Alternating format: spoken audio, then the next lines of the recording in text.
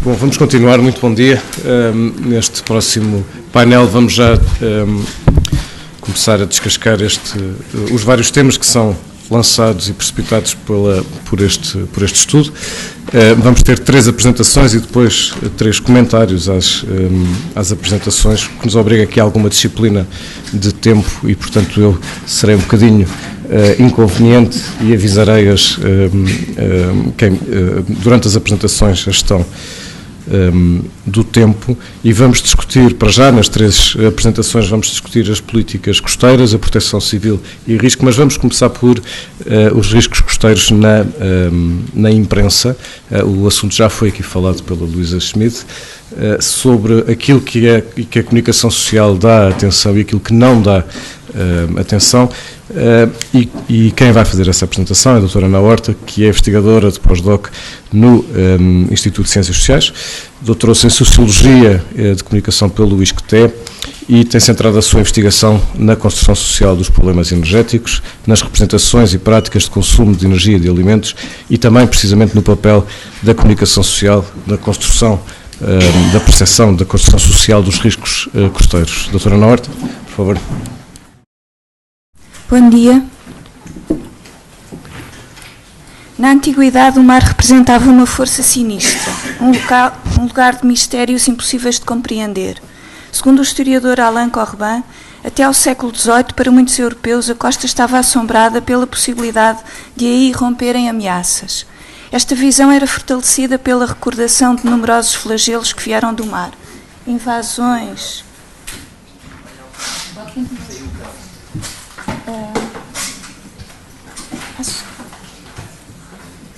Invasões, ataques de piratas e bandidos, raptos e epidemias transportadas pelos navios. A costa era vista como o receptáculo das rejeições do mar, sendo ao longo da praia que o oceano se purgaria, para aí atirando os seus monstros, secreções, impurezas e emanações insalubres. A partir de meados do século XVIII, a beira-mar começou a ser vista como um lugar saudável, procurado pelos aristocratas com objetivos terapêuticos. Mais tarde, a praia popularizou-se como um local de prazer e descontração, emergindo novas práticas, como os banhos de mar, e conduzindo a um rápido crescimento de cidades costeiras na Europa. Ir à praia tornou-se uma moda. Na atualidade, a percepção que o grande público tem dos riscos costeiros depende em grande medida da forma como estes são comunicados no espaço público, que por sua vez pode facilitar a aceitação pública de decisões políticas de gestão à proteção da costa e que em sociedades democráticas precisam de legitimação pública. De fato, os média dão visibilidade ou não a determinados problemas, enfatizando determinados enquadramentos de contextualização, uma vez que é sobretudo através destes sistemas institucionalizados de informação que a sociedade adquire conhecimento sobre os riscos que podem afetá-la. Os médias são considerados importantes agentes de amplificação e atenuação do risco.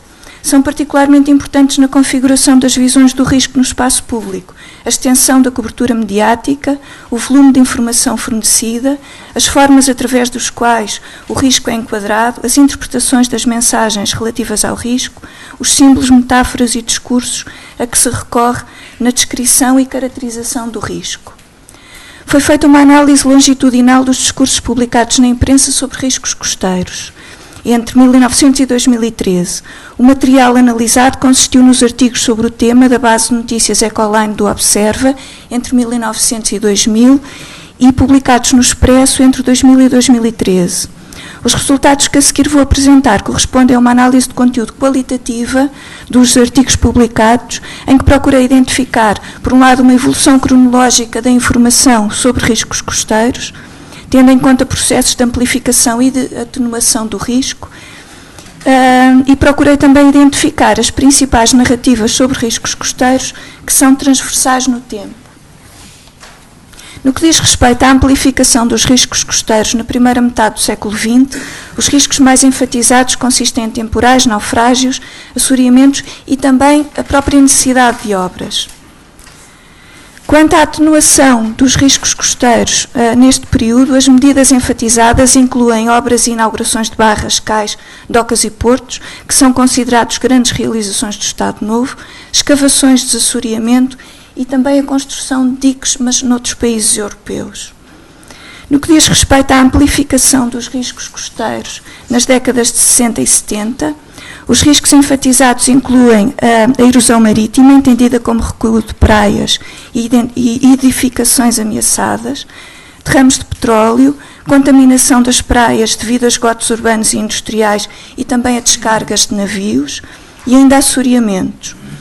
Outros riscos referidos são prejuízos no setor do turismo, a preocupação com a saúde pública, a morte de animais marinhos, a necessidade de obras de proteção e a pressão do turismo sobre a qualidade de vida. No que diz respeito à atenuação dos riscos costeiros nos anos 60 e 70, as medidas enfatizadas incluem o início de obras de proteção, esporões, diques, muralhas, a proibição de descargas poluentes e dragagens de barras. Deve referir-se que, devido à situação política do país, há um vazio noticioso entre 1974 e 1978 a respeito destes riscos. O caso mais evidente de desatenção por parte dos média diz respeito à maré negra provocada pelo Jacob Maersk no Porto de Leixões em 1975. Apesar de ter afetado 15 km de costa e ter sido considerada a 14ª maior maré negra do mundo, não foi noticiado nos artigos analisados. Quanto à amplificação dos riscos costeiros nos anos 80, os riscos mais enfatizados correspondem a marés negras, à contaminação das praias devido a esgotos urbanos e industriais, lixo e descargas de navios, à poluição provocada por indústrias químicas, à construção de marinas e pontões, à pressão urbanística, construção de casas clandestinas sobre a costa e à erosão costeira, concretamente o deslizamento de dunas. No que diz respeito à atenuação dos riscos costeiros nos anos 80, as medidas enfatizadas consistem em regulação, sobretudo diretivas internacionais, sanções e planos de intervenção e combate relativos às marés negras, também obras de saneamento básico, a campanha de atribuição de bandeiras azuis às praias, desassoreamentos, proteção de ecossistemas e construção de portos de abrigo e marinas. Quanto à amplificação dos riscos costeiros nos anos 90 a 2013, os riscos enfatizados incluem marés negras, a qualidade de águas balneares devido a contaminações, esgotos, mau funcionamento de hectares, lixo, chegando a haver interdições a banhos, incluem também assoreamentos e, mais recentemente, refere-se à erosão costeira com derrocadas, as pressões humanas, turísticas, imobiliárias e desordenamento urbanístico e, por vezes, a subida do nível do mar. Quanto à atenuação dos riscos costeiros neste período, as medidas enfatizadas dizem sobretudo respeito à jurisdição, regulação e planificação, incluindo acordos internacionais, diretivas, normas comunitárias, comissões executivas e técnicas, leis, portarias, planos e programas de ordenamento de urbanização, construções portuárias e requalificação de praias, planos de prevenção, combate e emergência, estudos de impacto ambiental, atribuição de bandeiras azuis, cobrança de indenizações a poluidores, fiscalizações e auditorias, mas também algumas ações concretas como enchimentos de areia, reforço de dunas e consolidação de arribas, desassoreamentos e demolição de construções e infraestruturas. Entre as principais narrativas sobre os riscos costeiros, que são transversais a todo este período, destaca-se a que se refere à luta entre humanos e natureza, referindo conquistas mútuas de terras ao mar e avanços do mar sobre a terra, a inconstância ameaçadora da natureza, tende a haver uma personificação do mar como invasor em fúria destruidora, na ação maléfica do mar, o mar enfurece, invade, conquista, destrói, despedaça, come, rouba, derruba, arrasta, leva, obrigando as construções e atividades humanas, no fundo a civilização, a recuar e por vezes trazendo destruição e morte. Uma outra narrativa, fortemente interligada à primeira, corresponde a um elogio do domínio dos humanos sobre a natureza. São elogiadas as impressionantes conquistas ao mar, as formidáveis obras de engenharia e aperfeiçoamentos modernos, traduzidos na construção de estruturas portuárias, obras de defesa, providências e melhoramentos, que constituem importantes incentivos ao desenvolvimento e que causam grande regozijo às populações. Uma outra dimensão desta narrativa diz respeito aos progressos da ciência contra os mistérios do mar, que permite uma exploração mais eficaz dos recursos naturais. Uma outra narrativa muito frequente consiste na culpabilização das autoridades. Por um lado, devido à necessidade urgente de obras, que se traduz numa reprovação do Estado de desgraça de estruturas costeiras, prejudicando a economia, a navegação, pesca, turismo e até a saúde pública. Por outro lado, as autoridades são consideradas responsáveis pela negligência e desdramatização face aos riscos, pela inércia e adiamento de medidas de proteção, pela fragilidade e escassez de verbas e meios de prevenção, vigilância e combate, pela falta de coordenação em situações de crise, pela indiferença face à destruição, pelo desrespeito por normas ambientais, pelo silêncio a respeito de causas irresponsáveis e também por desentendimentos entre poderes, entidades administrativas, partidos. Uma outra... Desculpem. Uma outra narrativa transversal no tempo corresponde a uma vitimização das populações. As populações sacrificam-se, sujeitando-se a grandes perigos e ameaças na faina, sofrem perdas humanas e dores sociais, sofrem também prejuízos materiais e económicos devido à constante devastação pelo mar e a restrições à labuta ou atividade económica, e são frequentes os seus pedidos de ajuda, de proteção. Finalmente, uma narrativa que surge sobretudo a partir da segunda metade dos anos 80, consiste na crítica aos atentados à natureza, por vezes considerados catástrofes ecológicas, no caso das marés negras, mas surgem também muitas acusações de crimes ecológicos, seja por poluição deliberada, pela construção urbanística em zonas ecologicamente sensíveis ou pela extração de recursos naturais. Salienta-se a necessidade de proteção dos ecossistemas frágeis, devido à vulnerabilidade do ambiente, à ameaça às espécies raras, ao seu interesse científico e também ao interesse paisagístico. Por vezes são também referidos impactos negativos dos atentados à natureza no turismo. Por fim, podemos dizer que a imprensa tende a dar atenção à catástrofe, ao espetáculo e ao drama. Na atribuição de responsabilidade pelos riscos costeiros, dá-se atenção sobretudo à natureza e às autoridades e tende a haver uma vitimização das populações.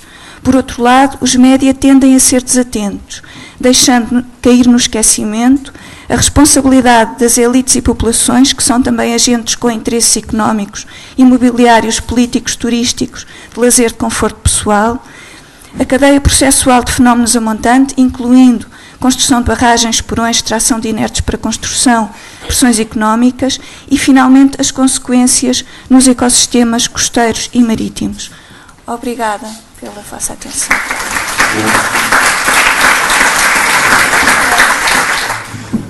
Muito obrigado. Vamos prosseguir.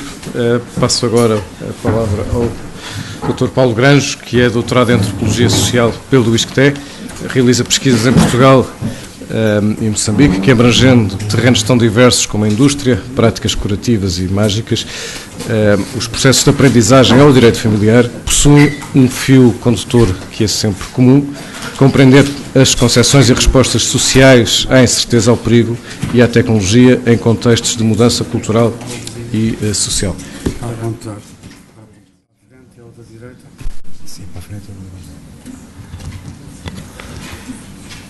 Ora, bom dia. Uma das questões que se colocam e cada vez mais se coloca após a experiência deste último inverno, quando pensamos em ameaças costeiras, é a possibilidade de galgamentos de grandes tempestades que provocam destruição. Temos as imagens dos tsunamis também, mesmo que não tão belas como a célebre do Hokusai. Eu preciso de ver isso, por favor. Eu preciso de ver isso. Obrigado por apresentar isso. E o problema que se coloca normalmente é em que ponto estamos para responder a esse tipo de ameaças. E à partida há uma série de problemas estruturais, organizacionais, que são detectáveis e que eu gostaria de vos levantar aqui. Antes de mais nada, falamos aqui de alterações climáticas, qual é a evolução expectável das condições? O professor Filipe Duarte Santos já as levantou. É expectável subidas significativas do mar ao longo deste século, embora no regime da agitação marítima não seja muito expectável grandes alterações, são previstas uma maior frequência de tempestades extremas passíveis de levar a situações de acidentes maiores. Ora, as tais inundações marítimas mais graves resultam normalmente de quê? Daquilo que nós chamamos maremotos e importamos o tsunami, portanto, sismos ao lago, que acabam por criar grandes agitações em termos de ondas, ou a conjugação de valores extremos, quer de nível de mar, quer de tempestades. Conforme foi dito, será de esperar que ocorram com mais frequência. Qual é o nosso quadro legal e organizativo para responder a situações de emergência neste quadro? Por um lado, não existe nenhum sistema de emergência específico para as ameaças marítimas. Por outro lado, vivemos, tal como relativamente a todas as outras formas de organização da proteção civil, de acordo com o princípio da subsidiariedade. Ou seja, as respostas podem ser dadas a vários níveis, desde o local, municipal, distrital, nacional, e a passagem de uns para outros depende do pedido de ajuda do nível inferior. Quando o município considera que não tem condições para responder a uma determinada ameaça, passa para o nível seguinte e por aí fora até chegarmos ao nível nacional. Por outro lado, a lei de bases relativa a esta questão prevê o dever de informação e de formação dos cidadãos, quer quanto aos riscos principais que os podem afetar, quer quanto àquilo que está previsto e deverá ser feito em caso de catástrofe. É também obrigatório e cumprido generalizadamente, aliás, porque há punições, caso não seja, que os municípios têm que elaborar planos de emergência, incluindo quer riscos, quer prevenção, quer como é que se dá a resposta, mas a divulgação desses planos de emergência, que têm que estar supostamente bem feitos em termos técnicos, fica ao critério de quem os elabora. Isto desenvolve-se num quadro em que existem algumas dificuldades estruturais particulares. Uma delas, a necessidade de articulação entre diferentes níveis de proteção civil, que decorre dessa lógica de dominó em termos da abrangência, com uma coexistência entre planos basicamente concelhivos e respostas que podem ir desde um nível inferior ao concelhio até ao nível nacional, e um outro problema, que é a pluralidade de jurisdições e de instituições envolvidas na responsabilidade para com as zonas costeiras, por vezes sobrepondo-se noutras, criando ambiguidades, quer de responsabilidade, quer de jurisdição. Ora, este tipo de dificuldades exigiriam, à partida, alguns cuidados especiais. Um deles deveria ser minimizado qualquer nível de ambiguidade quanto a quem, numa situação de emergência, comanda e toma as decisões.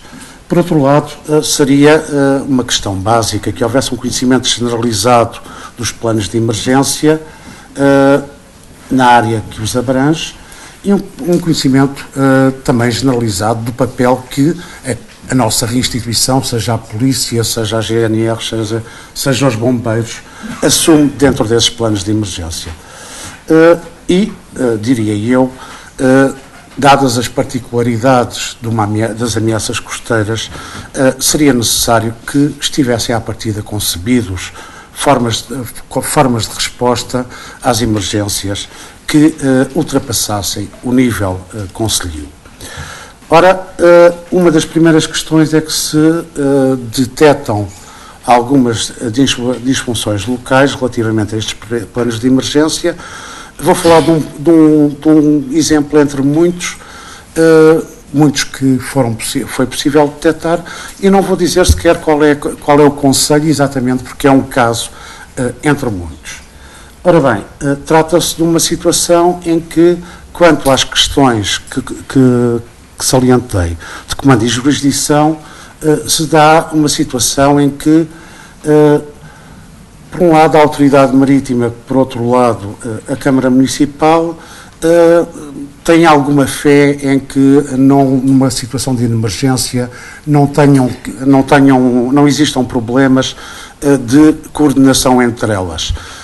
Mas é, de facto, uma fé, porque há boa relação entre as várias instituições e baseiam-se na sua experiência de colaboração anterior, de forma desenrascada e extra-regulamentar, em pequenas situações de emergência limitadas, que obviamente, uma experiência que obviamente não é extrapolável para uma situação de grande emergência. Por outro lado, quanto aos próprios planos de o próprio plano de emergência municipal, toda a gente pressupõe que eles existirão, mas tirando o próprio Comando Municipal da Proteção Civil, ninguém sabe se de facto se existem, o que é que está lá dentro e muito menos que papel é que se tem.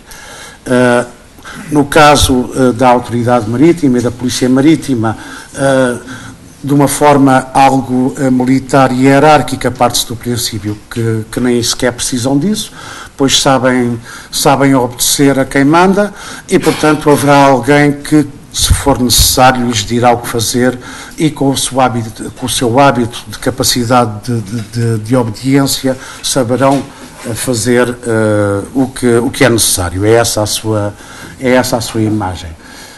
Por outro lado, se perguntamos no nível superior, a nível do Comando Distrital da Proteção Civil, a imagem é de que, por um lado, não se esperam os riscos marítimos são desvalorizados, porque o que aconteceu antes foram coisas pouco significativas, uns galgamentos que se resolveram, e, por outro lado, é assumido que aquilo que a gente percebe é de fogos.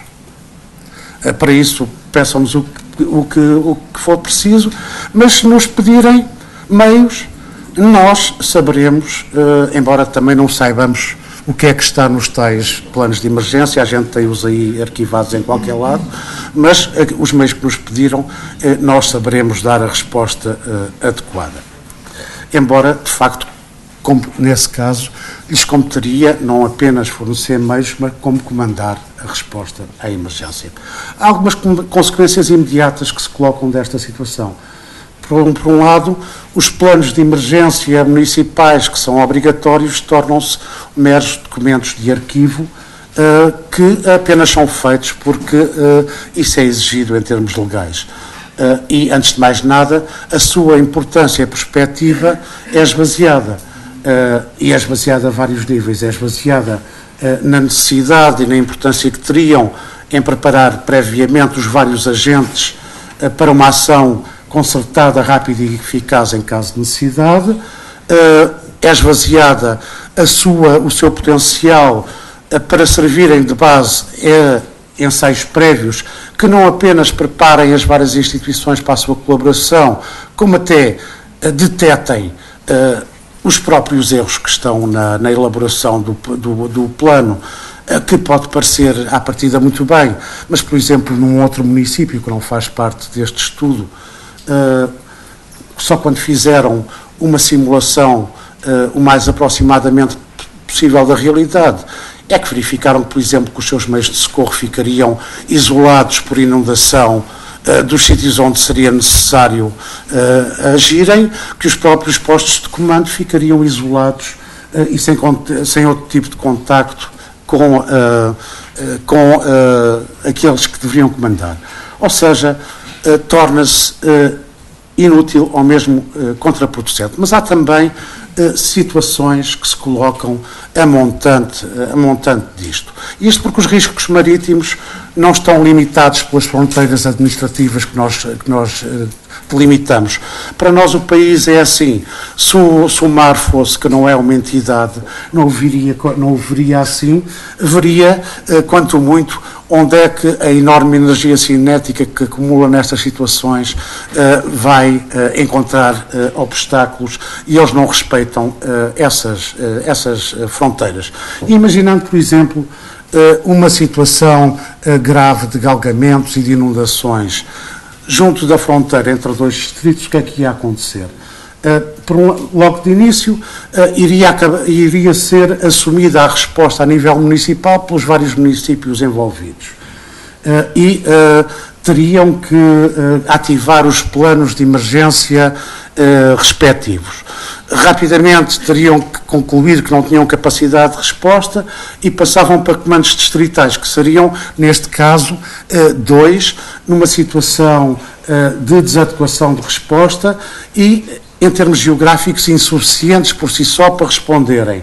Passaria necessariamente para o Comando Nacional, que estaria, em termos teóricos, seria desnecessário, cuja resposta estava demasiado longínqua, mas é o único comando possível nestas circunstâncias e provavelmente desadequado em relação a isso.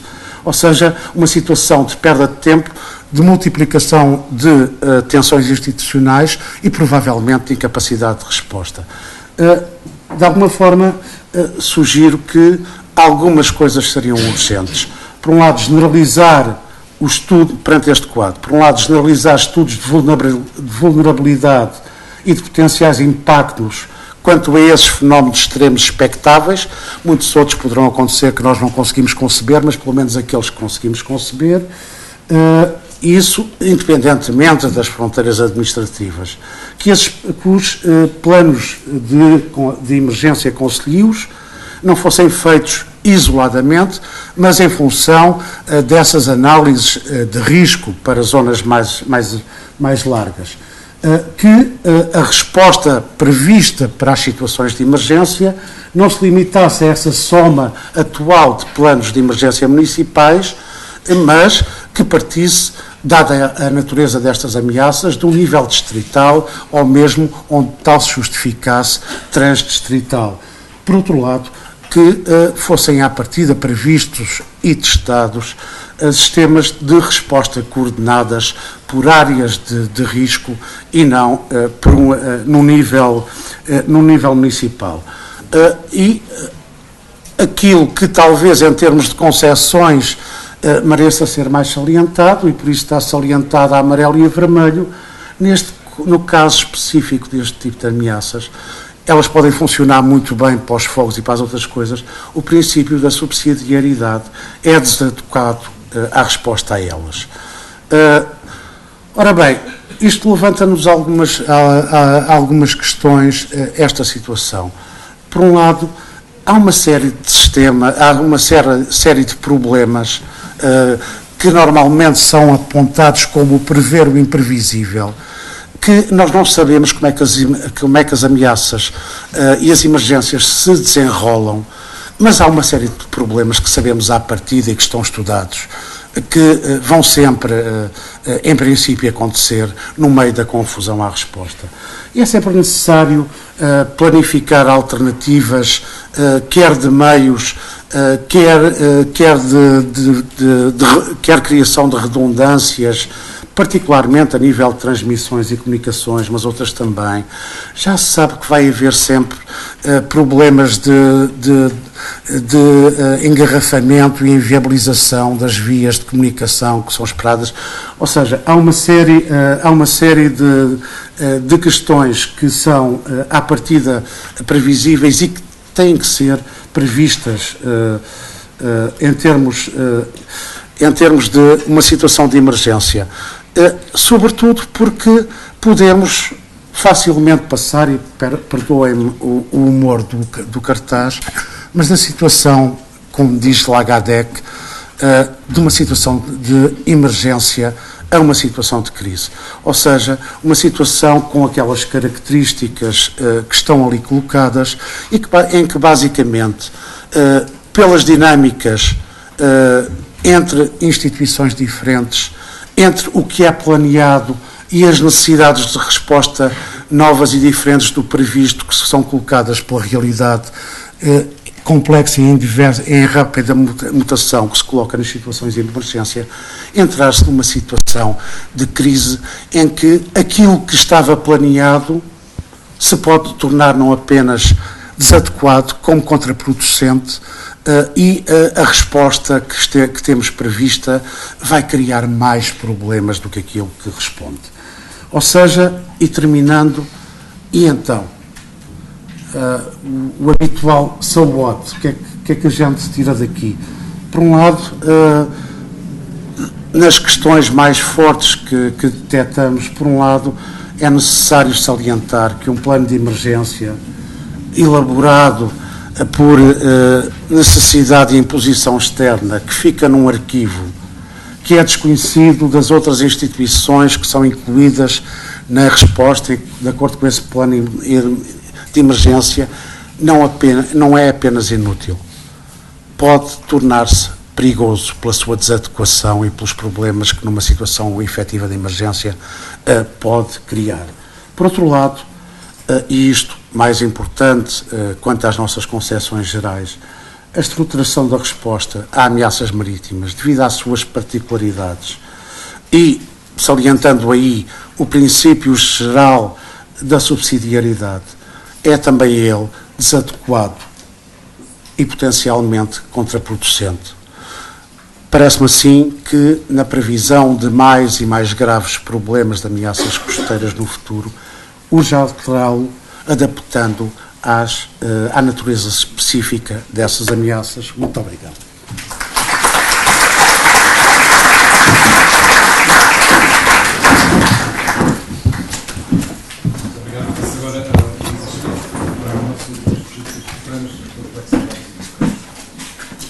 Muito bom dia. Eu ia pedir para as pessoas... Há aqui lugares no meio, à frente, eu sei que a sala é um bocadinho incómoda e há que incomodar os outros, mas, como há bocado dizia o meu colega, aqui os das zonas costeiras era melhor irem para o interior, porque há aqui ainda lugares. E peço que sejam postas cadeiras ali, aí a organização. Bem, eu vou falar sobre as políticas costeiras. Peço também que o Pedro me reprima um bocadinho, porque a tendência é para falar, é para me entusiasmar. Vou dividir isto em 5 pontos, um contexto muito breve, cronologia, disfunções administrativas, o quadro atual e uma proposta para uma governança adaptativa. Em primeiro lugar, o contexto.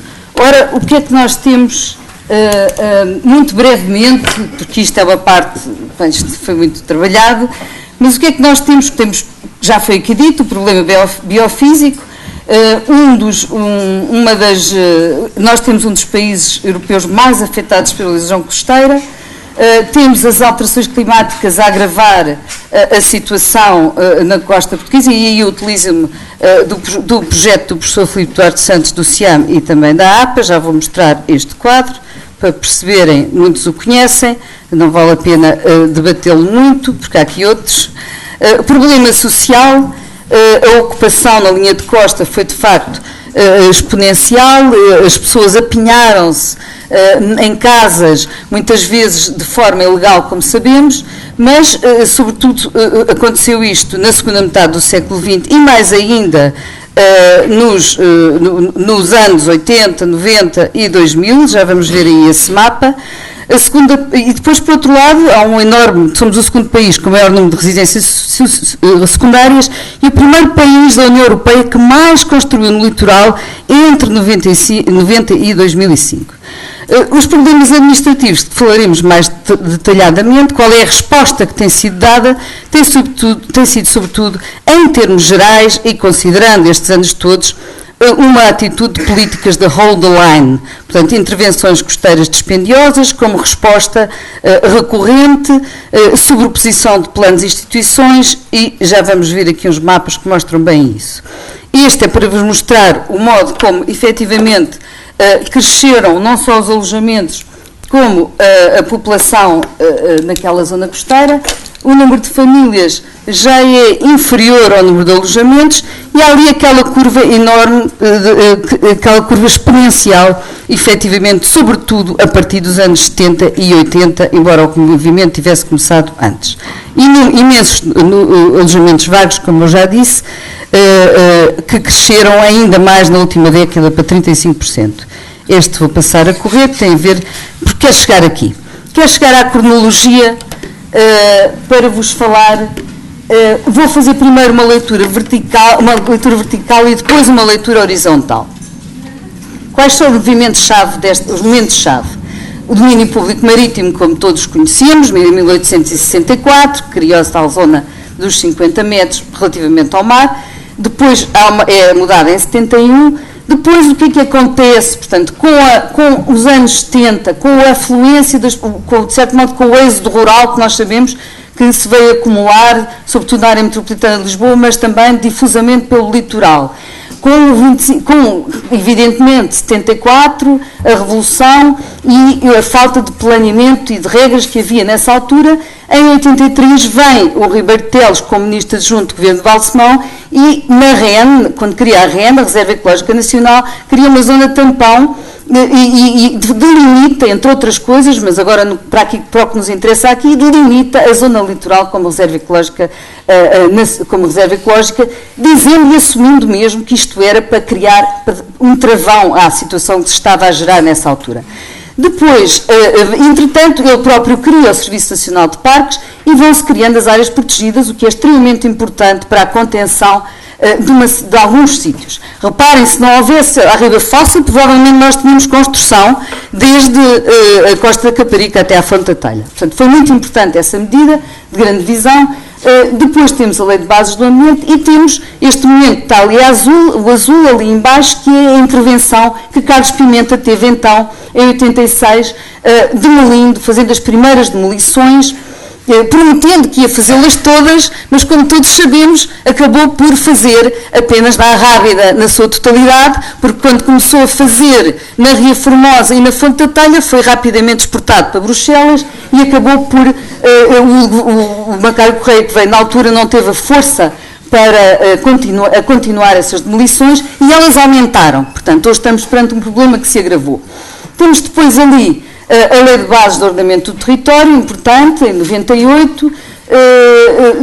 Muito importante ainda, ali no azul, nos instrumentos de política, há um momento extremamente importante. Na altura, o Ribeiro Teles conseguiu demolir apenas pedindo à Direção-Geral da Marinha e à Direção-Geral de Portos e à Secretaria de Estado do Ambiente, e com estas três instituições ele conseguiu a licença para a demolição. Entretanto, em 93, o que é que acontece? Acontece que a Direção-Geral de Portos, que tinha a jurisdição sobre o litoral, passa para o INAG, está aqui o Orlando Bosch, que foi depois de muitos anos presidente do INAG, e realmente, do Instituto da Água, isso foi uma grande mudança, deu-se uma grande mudança. Havia então um plano de esporões que previa, o país ficava feito num espeto, porque a Direção-Geral dos Portos tinha um plano fortíssimo de esporões de alto a baixo no país todo. Foi uma grande contestação da Liga para a Proteção da Natureza, que o Expresso naturalmente ajudou, e a televisão na altura, e portanto conseguiu-se impedir isso, e quando vem o INAG muda completamente a sua política de relação com o litoral. Em 98 é ali um momento importante da Lei de Bases, há o programa do litoral, o primeiro, o Polis Cidades, eu ponho ali porque algumas das zonas que o Polis Cidades, o primeiro de 2000, algumas das cidades foram cidades litorâneas e os únicos que estão por acabar completamente é Viana do Castelo e sobretudo a Costa da Caparica, mas já lá iremos a seguir. E depois temos a seguir, muito importante também, ali em cima, a Lei da Água, de 2005, porque vem criar as administrações dos recursos hídricos, que vêm alterar a configuração da gestão sobre o litoral de uma forma interessante, porque é uma forma, como nós todos sabemos, que apanha os cursos de água desde a origem até à foz e inclusivamente no domínio, entra no domínio marítimo, propriamente dito, e começaram a funcionar em 2008. Os POCs, Planos de Ordenamento da Orla Costeira, são outro momento extremamente importante que acontece, porque pela primeira vez temos esta ideia de que vamos fazer vamos planear o litoral e essa primeira geração de POCs decorreu entre 98 e 2005, encerrou em 2005 com o Algarve justamente, foi o último a ser aprovado, e depois temos ali, muito importante também, no azul, uma série de instrumentos reguladores, instrumentos enquadradores que aconteceram a partir de 2006. A ENSIC tem um nome tremendo, mas é a Estratégia Nacional de Gestão da Zona Costeira, que começa com um grupo de trabalho e depois é aprovada em 2009, acho que é o que lá está, que eu vejo um bocadinho mal daqui. Depois, em 2009, a Estratégia Nacional das Alterações Climáticas em 2010, o Polis Litoral em 2008, esse já mais especificamente para o litoral. Uma outra medida muito importante, a estrutura de... Estava-me aqui a esquecer, está aqui o professor Carlos Reis, em 2003 faz-se o programa Finisterra com a ideia justamente de ter uma visão para o litoral e mais tarde, em 2006, na sequência do programa Finisterra, temos a estrutura de reposição da legalidade para o litoral, que cria o sistema de informação, que está agora um bocadinho encravado, mas que foi extremamente importante para termos uma visão sobre este assunto, embora nunca a tivesse completado. E o Plano de Ação Litoral 2007-2013, que agora foi atualizado até 2015, mas basicamente mantém o mesmo tipo de obras. E o que é que temos também aqui, portanto, em baixo, como atores principais, temos a questão, como eu digo aqui, Direção-Geral Marinha e Direção-Geral de Portos, depois a mudança, agora estamos no laranja. As autarquias ganham poder a partir da Revolução, em 74, e isto tem muita importância na forma como se geriu o litoral, evidentemente, e a tal divisão do poder, depois a criação dos DRAOT das CDRs e, por fim, temos ali temos neste momento um novo, porque como todos sabemos, o Programa de Ação do Litoral, o grupo para o litoral, trabalho para o litoral, coordenado pelo professor Filipe Duarte Santos, e tivemos também uma mudança grande depois de 2011, com a integração de tudo, o INAG, das ARHs na APA e com a instituição e com o Instituto Marítimo, do Mar e da Atmosfera e o dos Portos. Ora, se fizermos uma leitura, isto é uma leitura vertical, agora uma leitura panorâmica, horizontal, o que é que eu queria sublinhar? Intensificação do número de atores institucionais, portanto, maior número de instituições a articular. Na primeira tentativa dos POCs ainda experimentalista, dos planos de ordenamento da área costeira, a reconfiguração, portanto, um segundo ponto, reconfiguração do tipo de intervenção das instituições, portanto, nós passámos do autoritarismo da Direção-Geral de Portos e da Marinha, depois os desmandos da Revolução nesta área, portanto, às atitudes mais soft, com a separação funcional da Direção-Geral dos Portos, continuou com a jurisdição sobre os portos, mas depois temos o INAD, o ICN, o Instituto de Conservação da Natureza, também nas áreas protegidas litorais. Com a aprimorada lógica de intervenção com as 5 ARHs que começam a funcionar em 2008, temos, efetivamente, e que foi um certo forçamento do PRACE, do célebre PRACE, na altura, que já estava a funcionar, e portanto, criou alguns anticorpos dentro do Ministério, mas teve pontos positivos na capacidade de coordenar as causas e efeitos dos problemas, e com este olhar sobre as bacias hidrográficas de forma integrada, e sobretudo uma questão muito importante, as receitas próprias. Dinheiro é poder e, portanto, isso foi uma mais-valia importante para a administração dos recursos hídricos, porque intervinham com dinheiro próprio. Por outro lado, horizontalmente também, o ritmo alucinante da alternância. Entre 2001 temos praticamente 6 cenários institucionais, tivemos décadas de letargia antes e depois o arranca e para, o para e arranca, e o fervilhar dos últimos anos, sobretudo a partir de 2006, e estas alterações, quer dizer, pior que as alterações climáticas são as alterações do nosso design administrativo constantemente alterado. Portanto, depois temos como uma quarta linha, uma quarta leitura, uma aproximação à costa enquanto alvo de políticas públicas, sobretudo a partir de 2005, 2006, e está aqui o meu colega, ex-secretário de Estado, João Ferro, que teve muita importância nesta área, efetivamente, juntamente com o Nunes Correia, com a Lei da Água, com a ENSIC, com os POCs como planos especiais, o que lhes dá mais força. Tudo indicava, aliás, que a partir de 2006 a coisa iria estabilizar, com instrumentos estratégicos, com entidades responsáveis e sustentáveis, como eram as ARHs, e de repente, em 2011, entra outra vez tudo em turbulência, com a unificação à força do INAG, ARH, etc., e aquilo que estava a tornar-se um mapa institucional consistente, com treino das instituições, segundo um desenho inteligente, de forma, função e meios, de repente subalterniza-se e regrediu. Levámos imenso tempo a passar de uma certa cultura reativa para uma cultura mais proativa e preventiva, e de repente parámos. Estávamos lá quase, um bocado o síndrome de Dom Funes Roupinho que temos constantemente, estamos lá quase, mas não avançamos. E vou avançar para o segundo, que isto é só para vos mostrar um exemplo da complexificação institucional. Não vou dizer nada sobre isto, acho que a imagem vale por si. Isto está atualizado, é evidente que nós tivemos que atualizar até à última, porque ainda recentemente houve já mais uma mudança, e portanto reparem como o nosso país ali deitado foi sendo espetado sucessivamente por um imbróglio institucional que agora isto vos dá bem conta, e que estamos a falar de cerca de 95 instituições, fora os municípios e fora as freguesias. E passa adiante, isto são as siglas, também vos vou poupar, para falar-vos um pouco o que é que se aprende daqui, não é? Portanto, o que é que está aqui de pontos negativos, mas também de pontos positivos, porque isso é uma matéria importante para deixar aqui para reflexão. Como pontos negativos, nós temos, por um lado, quando analisamos todas estas políticas, temos políticas reativas às diretivas da União Europeia, isso é generalizada toda a política ambiental, como sabemos, e aos problemas, neste caso, o que criou, no fundo, muitas vezes, o improviso, políticas de remendo, adesivos, portanto, reage-se de uma forma ad hoc àquilo que está acontecendo no litoral e faz esse tipo de remendo e adiamento. Portanto, adiamento de pensar a coisa com cabeça, tronco e membros, com calma, com força, não é? E com visão. O suporte financeiro, com origens e prioridades muito pouco claras, e eu julgo que isto também é extremamente importante, onde é que se vai, de repente, não há dinheiro para nada, e de repente vai-se buscar dinheiro a todo lado, para este tipo de obras.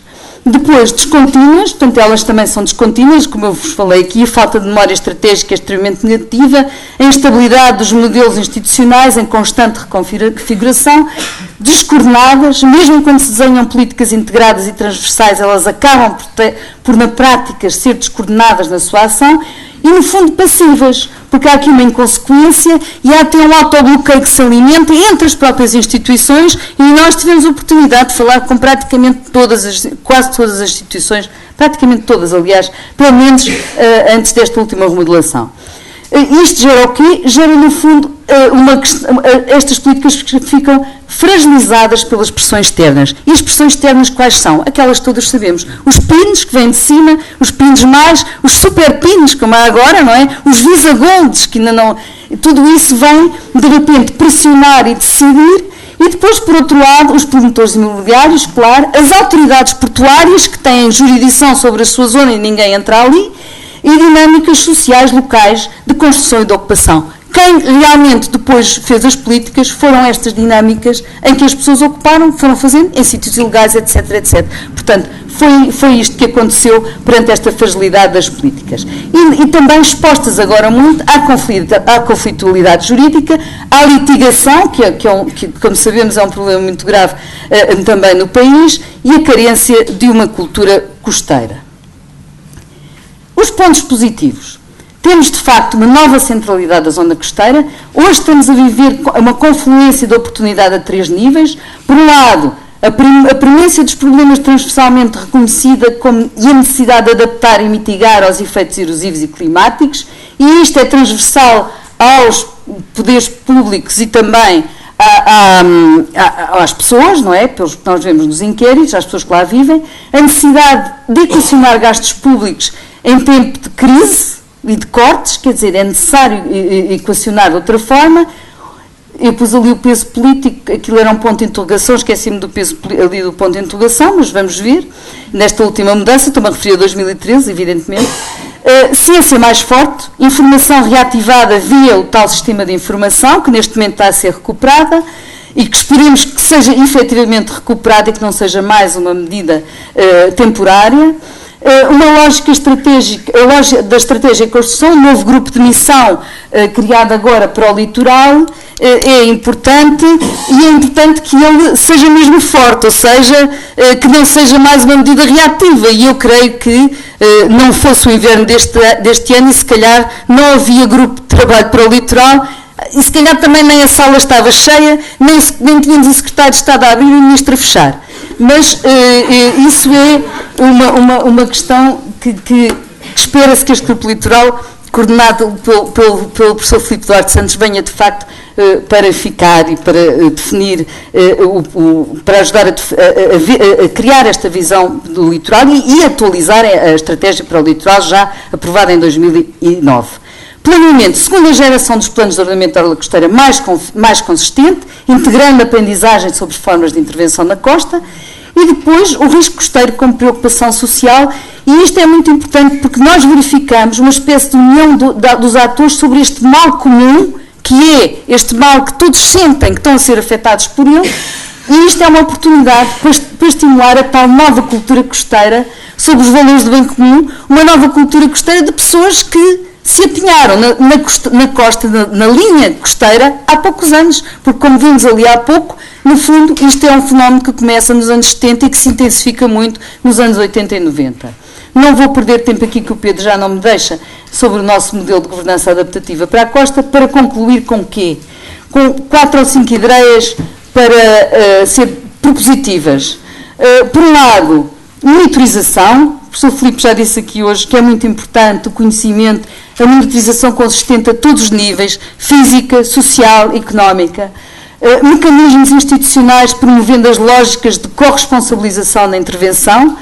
Depois, neste momento, estes mecanismos têm que ter, eu pus ali em plural, mas pode ser só um, quer dizer, tem que haver princípios operativos com competência no terreno. Proximidade às populações é extremamente importante.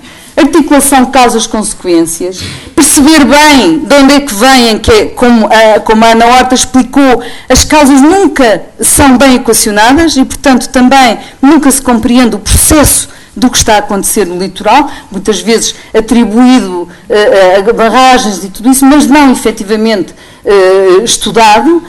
Capacidade de coleta de recursos é muito importante, porque é preciso que as pessoas percebam que os recursos são aplicados de forma verificável e visível. E essa era uma grande vantagem, volto a dizer, das ARHs, porque as ARHs tinham esta capacidade, estavam mais próximas do terreno, tinham mais esta visão com o princípio do poluidor-pagador, do utilizador-pagador, etc., relativamente às causas-consequências, e também essa capacidade de coleta que lhes dava sustentabilidade e força, e depois, evidentemente, sempre muita mediação, comunicação e participação, como veremos aqui hoje à tarde. E uma visão da política pública integrada, está ali também o professor Mário Ruivo, que está sempre a dizer isto, nós não podemos olhar para o mar em separado da zona costeira, nós temos que ter uma articulação política pública clara para o mar com a política pública costeira e forçar este interface mar-costa e não olhar para estes dois problemas como se fossem autónomos, e não são. E hoje saíram os mapas, não sei se viram isso, os mapas nas escolas em que mostram que, eu creio que é 90 e tal % do país, afinal é líquido. E nós estamos sempre a pensar no país sólido. Muito obrigada.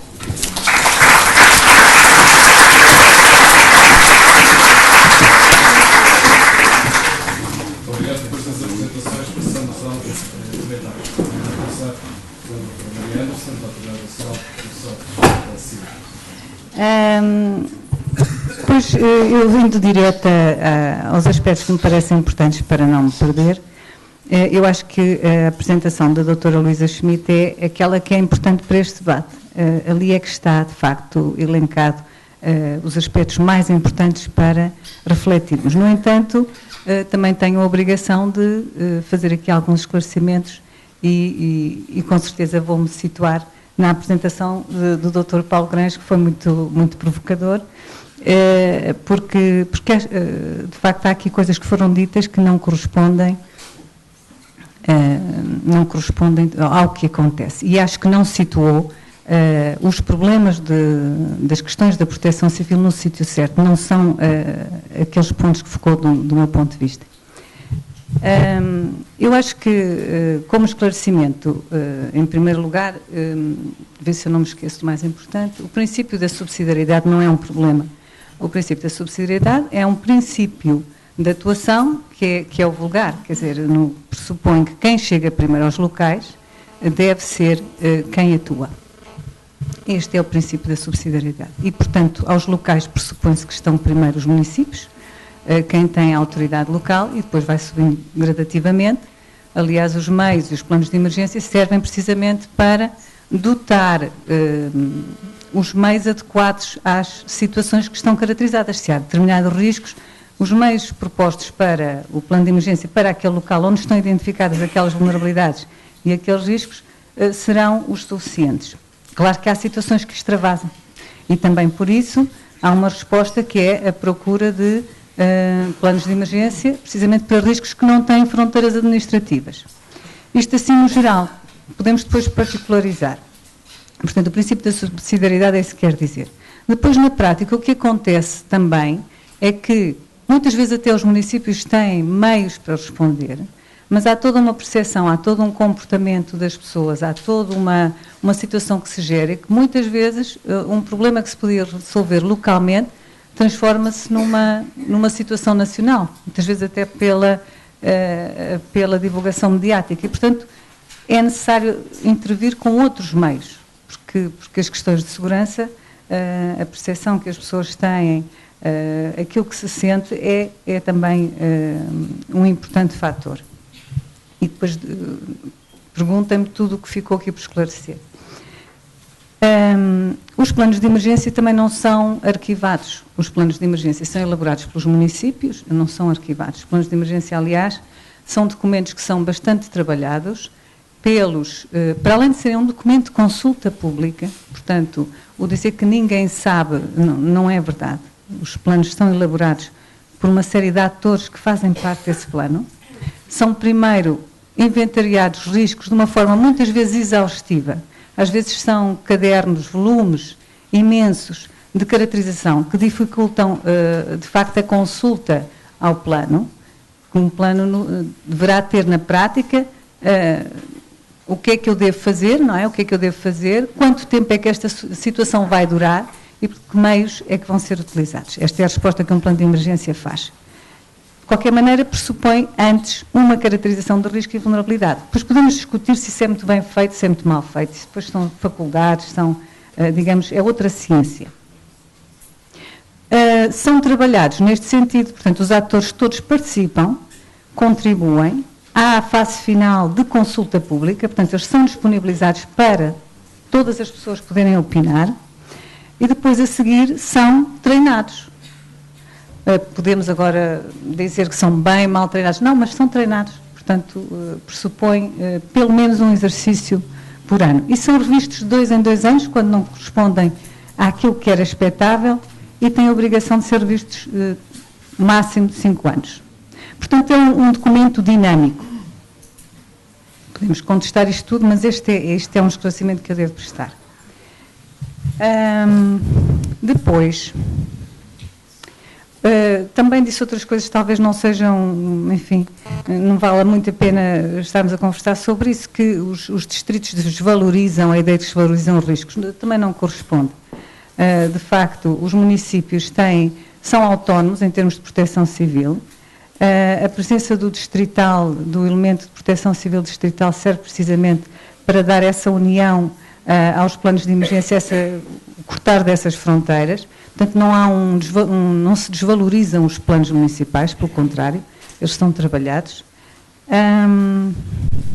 E depois podia passar, de facto, àquilo que eu considero que são os problemas dos planos de emergência, que é, precisamente, na fase de consulta pública, isto tem a ver com toda a nossa cultura de participação.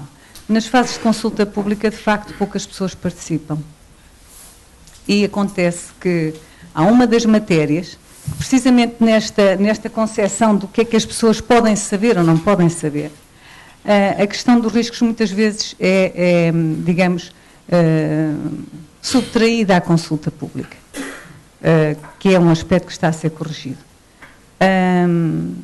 Se vocês perguntarem se aquilo é uma matéria que de facto deva ser para consulta ou não, ou que deve ser de conhecimento das pessoas, é óbvio que todos nós sabemos que deve ser para consulta das pessoas.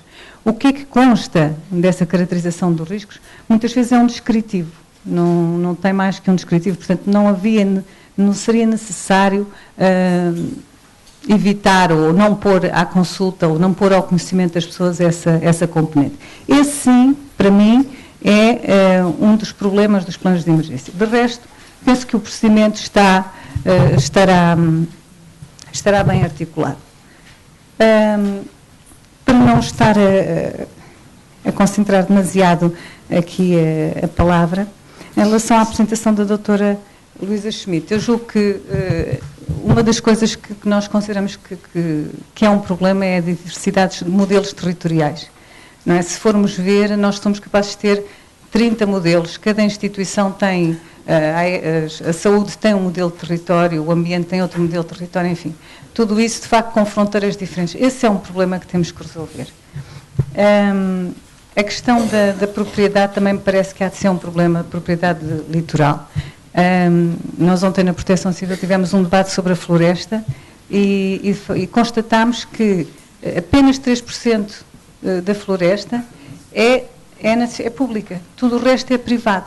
Portanto, esse é um aspecto com o qual também que temos que ter consciência dele para tentar resolver, porque depois a legislação que se impõe é uma legislação demasiado rígida, não corresponde às necessidades que as pessoas têm. Por exemplo, fazer queimadas que as pessoas necessitam, se têm que limpar os terrenos, não pode ter um período legislativo. Portanto, nós, instituições, deveremos fazer um acompanhamento a esta realidade, que a maioria é propriedade privada.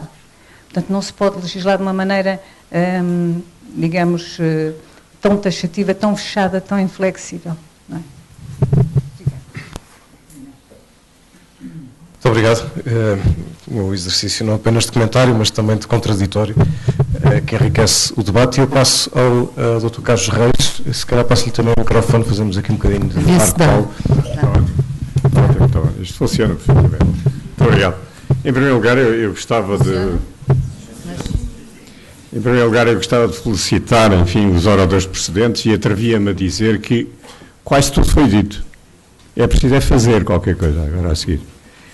No entanto, lembro-me de deixar aqui 3 comentários, nomeadamente aos aspectos, alguns já foram aqui referidos, mas um deles que tem a ver com a Estratégia para o Litoral Português 2012-2015, que foi recentemente reativada, se assim se pode chamar, e que verifico pela primeira vez um facto extremamente importante, que é a referência à necessidade das intervenções no litoral terem uma hierarquização, uma priorização e, por último, análises custo-benefício. Julgo que isto é a primeira vez que foi dito, eu espero bem é que seja tomado em linha de conta daquilo que se vai fazer a seguir. No entanto, registro também com alguma preocupação que é dada pouca ênfase nesta versão atual do litoral 2012-2015,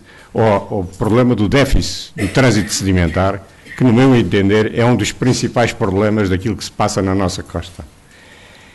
Além disso, o problema, ou a problemática das barragens, enfim, muito debatida até hoje, também é ligeiramente ignorada.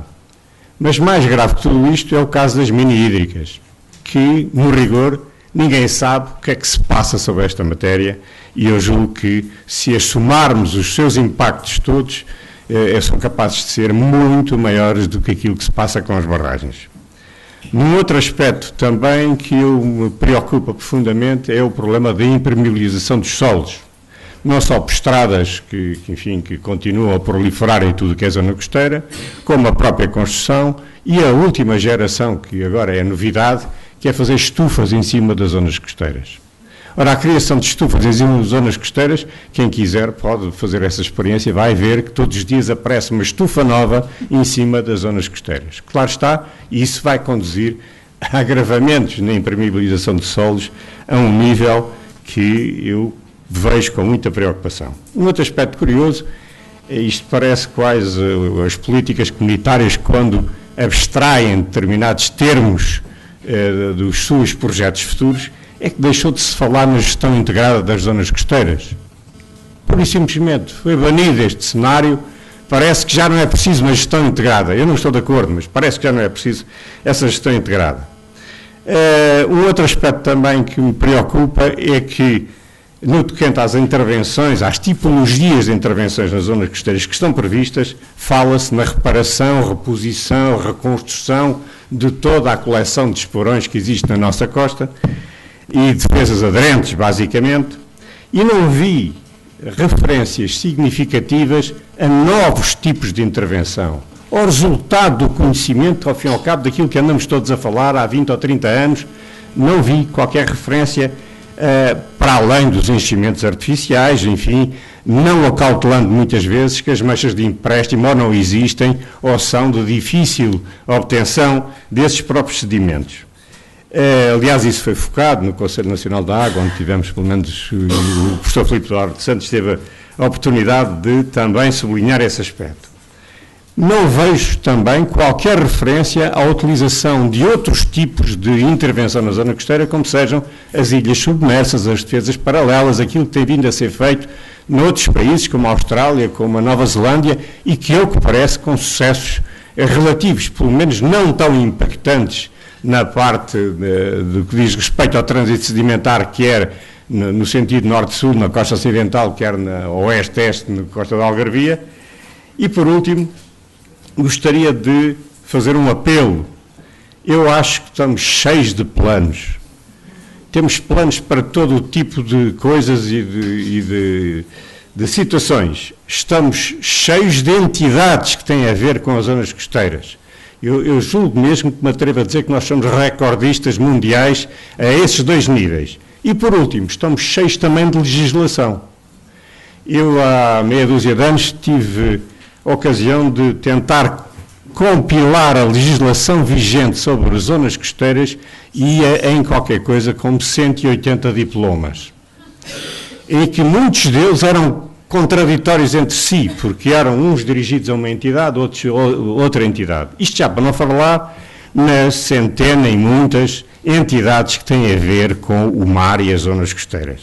Eu julgo que isto é impossível a alguém governar objetivamente.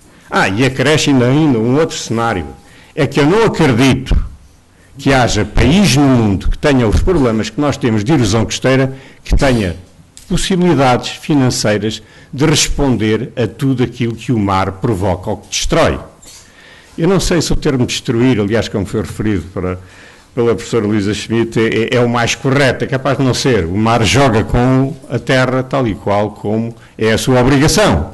Mas eu não acredito que haja disponibilidade financeira em país nenhum do mundo que tenha capacidade de repor anualmente aquilo que o mar destrói.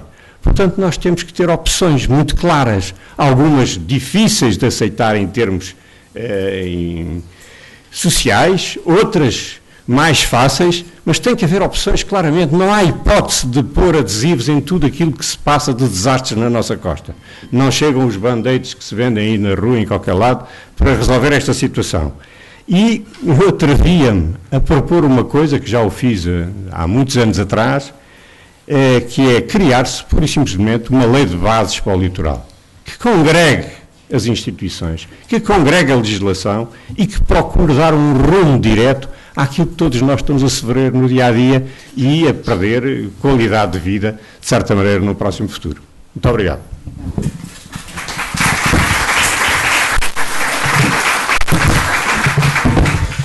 Bom, eu antes de passar para o último comentário, gostava só de lembrar que vai haver algum tempo para debate, e eu espero que as perguntas venham mais da plateia e que sejam mesmo perguntas do que de mim próprio, e portanto só peço é que, sendo o caso, se inscrevam já, e basta levantarem a mão e eu vou notando. Muito obrigado, mas entretanto, antes disso, vamos para o último comentário, o Dr. Vasco Pereira da Silva. Muito obrigado. Eu começaria por agradecer à Sra. Professora Luísa Schmidt pelo convite para estar aqui. Gostaria de agradecer à equipa responsável por este estudo, o Change, a Professora Luísa Schmidt, o Professor Filipe Duarte Santos, e gostaria também de cumprimentar não só os restantes membros da mesa, como todas as pessoas que se dignaram vir aqui. E eu tenho que começar por fazer uma declaração de interesses, aliás, se calhar duas. A primeira declaração de interesses é que sou um homem de mar.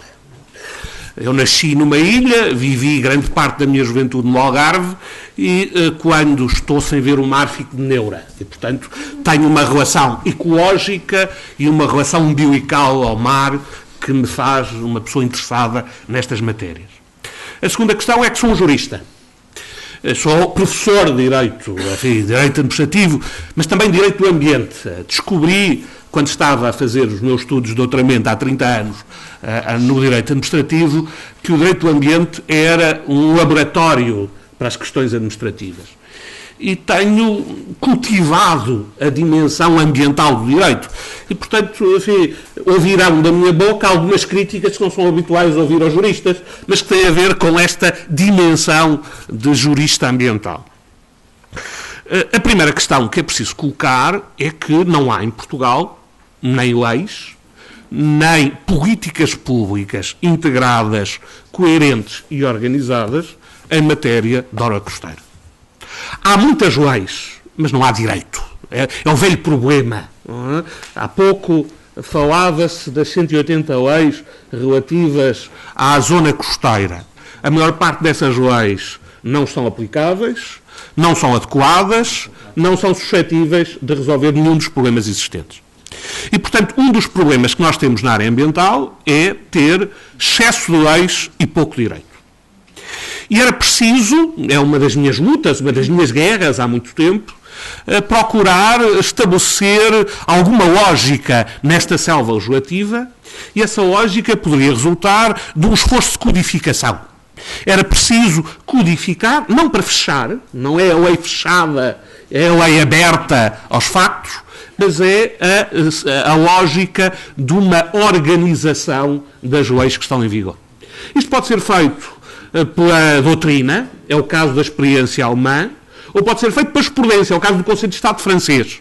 Mas é preciso haver aqui alguma regulação e é preciso haver aqui melhores leis e leis mais adequadas. O que não significa haver mais leis. Significa reduzir as leis e ter mais direitos. Pronto. Depois, nesta perspectiva, também é preciso dizer que não há, em Portugal, nenhuma lei para situações de emergência. As únicas regras que existem estão na Lei de Bases do Ambiente, que previa, de resto, que surgisse essa lei, e ela nunca surgiu. Não é a Lei de Bases do Ambiente o local mais habituado, mais adequado para tratar das emergências ambientais. E não se percebe porque é que até hoje não surgiu uma lei de emergência ambiental. Eu tenho, de resto, um doutorando que está a estudar essa matéria. Há necessidade de englobar as questões da costa no âmbito de uma política de emergência. E não é isso que se passa agora. Enfim, mesmo no quadro da proteção civil, a ameaça à proteção costeira não é uma ameaça principal. É uma das muitas ameaças para as quais podem existir algumas medidas, mas não é uma ameaça principal, porque não há uma lógica de ameaças definida, uma lógica de riscos para o ambiente definida em termos governamentais, em termos da Assembleia da República, em termos dos órgãos nacionais. E, portanto, é preciso estabelecer os riscos, conhecer quais eles são, estabelecer as formas de resolver, prevenir a existência desses riscos, eliminá-los ou, pelo menos, reduzir a sua incidência, e é preciso, depois, criar políticas públicas que executem isto que é realizado no plano legislativo. E, portanto, eu não consigo perceber porque é que não há em Portugal uma lei de emergência ambiental. E é uma realidade que é cada vez mais importante. Depois, eu diria que é preciso distinguir o curto prazo do médio e do longo prazo. Do curto prazo, em primeiro lugar, a necessidade básica, que de resto é preenchida por estes estudos, é conhecer as coisas. É preciso que haja cada vez mais estudos científicos, não só porque eles permitem aos decisores políticos prevenir as situações e tomar as políticas públicas, tornar as políticas públicas mais adequadas para resolver as questões, como também ao aspecto da participação, que foi de resto um dos aspectos que há pouco a professora Luísa Schmidt enunciou, e que é também importante no quadro desta lógica da mobilização da opinião pública. E, portanto, cada vez mais é necessário que existam estudos como este, que façam, de uma perspectiva científica, uma análise dos riscos que existem, dos riscos e dos perigos. Havia outra questão, não vale a pena perder muito tempo, eu acho que as duas coisas estão ligadas. Aliás, no âmbito da lógica costeira, é isso que acontece.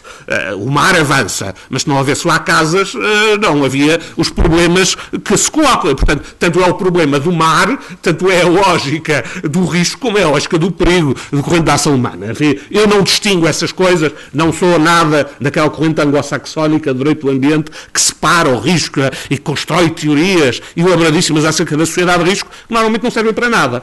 O risco existe desde que o homem é homem, foi para isso que ele inventou o Estado, não surgiu só nos anos 80, e separar os riscos dos perigos é um grande disparate. Mas pronto, essa é outra discussão teórica à qual podemos voltar, mas que agora aqui não é o aspecto necessário. E, portanto, primeira coisa que é preciso no curto prazo é haver estudos científicos como este, que permitam detectar os problemas, que informem os decisores públicos, que mobilizem as populações, que sejam um instrumento de participação. Depois, em termos de instrumentos de curto prazo, é preciso que a proteção civil esteja adequada a estas circunstâncias. Também acho, e concordo com as considerações que foram feitas, que não é a subsidiariedade em si a fonte dos problemas. O problema é a falta de meios das autarquias para responderem, quando têm previsto esse risco no âmbito das emergências e não têm normalmente, estão mais preocupadas com incêndios ou com outras realidades do género, e nem sempre têm. Há muitas que têm, mas nem todas têm. E, por outro lado, a ausência de meios e depois a ausência de uma estrutura. Porque, enfim, a proteção civil ainda assenta numa lógica distrital, os distritos já desapareceram. E, portanto, não há em Portugal nenhuma estrutura intermédia depois de ter havido um referendo em relação às regiões administrativas, que estão previstas na Constituição, nunca existiram nem existirão, mas não há, por causa disso, nenhuma estrutura regional e, portanto, como há pouco disse... Enfim, mas como disse, não se aplica à proteção civil. Indiretamente. E, portanto, outro dos problemas é a falta de existência de estruturas. Enfim, criou-se à volta das regiões plano uma tentativa de funcionar como um sucedâneo para as regiões administrativas, mas ela não funciona em relação a todos os ministérios, não funciona em relação a todos os serviços públicos e não é um mecanismo assumido enquanto tal. É assumido pela administração pública, mas não é assumido no plano legislativo nem no plano nacional. Depois, a lógica, também do curto prazo, da avaliação dos impactos ambientais. É preciso que haja uma avaliação que tenha em conta também os problemas do mar e das ameaças às zonas costeiras.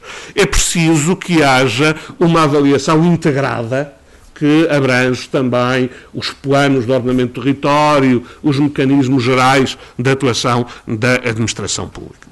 E estes são os meios principais no curto prazo.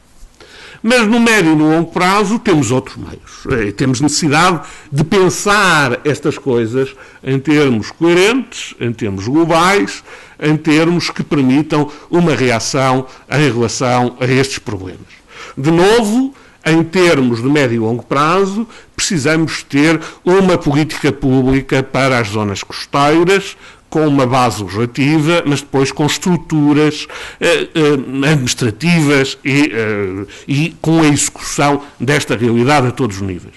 O problema que há pouco a professora Luísa Schmidt apontou da mudança de entidades tem a ver com esta lógica de que a organização do governo é matéria da sua competência exclusiva, cada governo faz uma estrutura, às vezes faz várias, não é? Porque muda o ministro e, portanto, tem que mudar a estrutura que está em causa e, portanto, não há aqui uma estabilidade ao nível das instituições administrativas que, da minha perspectiva, era necessária. E um pouco à maneira francesa, devíamos distinguir entre as instituições que têm um caráter permanente e os cargos políticos que têm uma dimensão política conjuntural e não estar sempre a mudar tudo. Enfim, mudar o Ministério pode ser importante.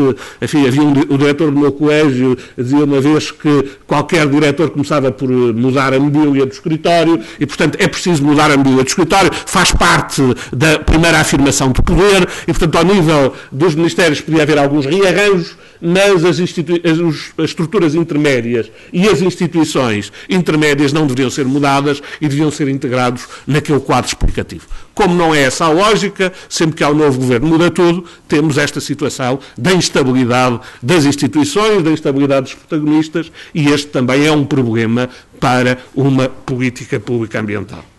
Depois temos o problema dos planos, que é um problema grave. Não é? E é um problema que eu confesso que nos últimos tempos, por razões de ofício, me vi envolvido. Acontece que o anterior governo me tinha pedido para presidir a uma comissão para elaborar uma lei de bases do solo.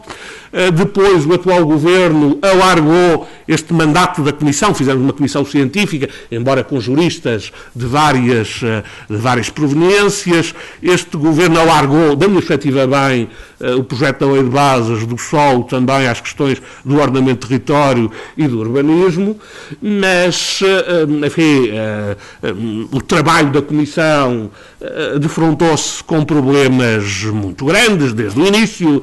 Enfim, havia quem entendesse, no âmbito do anterior governo, nós estávamos ali apenas para pôr os pontos e as vírgulas nas normas que eram ditadas pelos serviços administrativos, foi preciso reagir contra isso. Depois, neste governo, estivemos a trabalhar sozinhos durante muito tempo e depois dissemos, bem, façam as opções políticas que quiserem. Ninguém fez opções políticas, mas fizeram opções burocráticas que estragaram, em grande parte, o conteúdo daquilo que a Comissão tinha feito. De resto, neste momento, está em discussão pública na Assembleia e é possível comparar o que é que a Comissão tinha proposto e aquilo que o Governo depois transformou no quadro do ponto de vista legislativo e, portanto, as minhas críticas, que de resto repeti na Assembleia da República há 2 semanas, não têm a ver com uma dimensão político-partidária, mas têm a ver com uma lógica de um mau funcionamento das estruturas legislativas, porque não há apoios, enfim, não há, algumas há, enfim, eu estive a pensar na outra experiência que tive, que eu acho nesta com a professora Luísa Schmidt e com o professor Filipe Duarte Santos, da Lei de Bases do Ambiente. Aí havia apoio ao nível central, mas também aí não houve divergência muito grande, pelo menos, entre aquilo que a Comissão tinha apontado e aquilo que o Governo depois aprovou, mas o que é facto é que a Lei de Bases do Ambiente foi aprovada na generalidade na Assembleia da República e parece que agora está morta, ou está, pelo menos, suspensa. E, portanto, estamos perante uma situação em que esta realidade não funciona. Mas, por falar em planos, um dos objetivos, de resto esse de política, que o Governo tinha fixado, era a necessidade de concentrar num único plano as questões em matéria de ordenamento, território e urbanismo. Essa visão, eu devo dizer que não acho incorreta. O problema é saber como é que ela se compatibiliza com os diferentes níveis de planificação. E aqui há 2 problemas. Em primeiro, o problema do relacionamento entre o plano da orla costeira e os planos diretores municipais. Porque esta lógica de planos diferentes, se não há relação nem na sua elaboração e depois não há na sua execução, gera vícios, gera problemas que têm que ser evitados. E, portanto, eu até admito, o resto foi uma das questões que chegou a ser ponderada no âmbito da Comissão, era de saber se devíamos eliminar os planos especiais ou não. Porque o facto de serem especiais, por um lado, permite que prevaleçam, por outro lado, permite que se crie uma situação de divórcio entre o plano geral e o plano especial. Ninguém liga um nem o outro. Quando se faz o plano diretor municipal, não se pensa nas limitações dos planos especiais e, portanto, isto gera uma situação de alguma dificuldade no âmbito da coordenação. Por outro lado, é preciso assegurar diferentes níveis de planificação. E, portanto, a ideia de que seja só o PDM a assegurar essa função de único instrumento diretor, tal como o Governo propõe, não me parece que seja a mais feliz. Acho que é feliz a ideia de que haja um plano que concentre as principais opções em matéria de política urbanística, mas esse plano não tem necessariamente que ser o plano diretor municipal. Pode ser também o PU ou o PP, o plano de urbanização ou o plano de pormenor. Um pouco à semelhança do que se passa na Alemanha. O que era preciso era dizer que o último plano prevalecia sobre os outros e o último plano ia buscar as orientações dos outros e estabelecia para o cidadão e para a administração pública uma lógica coerente de saber quais as regras que são aplicadas. Mas, enfim, estas são algumas das muitas considerações. O Sr. Moderador está farto de me fazer sinais. Eu tenho este problema, não é? Quando começo a falar, vou buscando os diferentes temas e, portanto, para terminar de uma forma literária, eu poderia citar o Padre António Vieira e dizer-vos que não tive tempo para ser mais breve. Muito obrigado.